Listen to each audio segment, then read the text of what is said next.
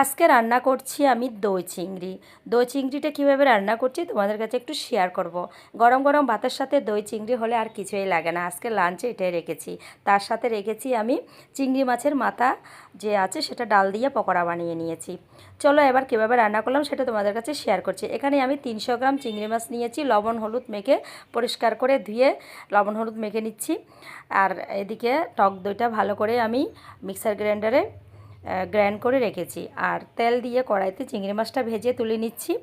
তারপরে আবারও পরিষ্কার করে কড়াইটাকে তেল দিয়ে এখানে জিরা আর লবঙ্গ, এলাচ, ডালচিনি দিয়ে পেঁয়াজ কুচি কুচি করে নিয়েছি, সেটাও দিয়ে দিলাম। দিয়ে ভালোভাবে নাড়াচাড়া করে নিচ্ছি।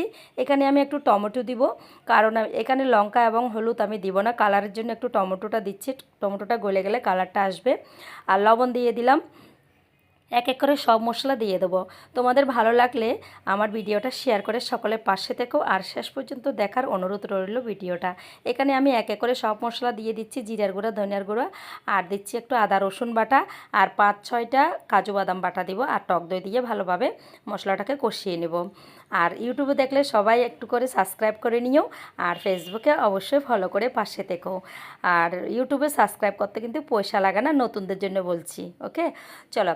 আর দেখো কালারটা, যখন জলটা ফুটে উঠছে মশলাটা গ্রেভিটা, তখন আমি মাছটা দিয়ে দিলাম। হালকা করে জলও দিয়ে দিয়েছি। এখন ফুটে গেছে, তরকারিটা বেশ হয়ে গেছে, অর্থাৎ ঘি এবং গরম মশলা দিয়ে আমি নামিয়ে নেব। নেক্সট ভিডিওতে আমি কিন্তু এটা খেয়ে তোমাদেরকে বলবো কেমন হয়েছে। দেখতে তো ভীষণ ভালো লাগছে। সবাই ভালো থেকো, সুস্থ থেকো, আর সবসময় পাশে থেকো। Tata, bye bye.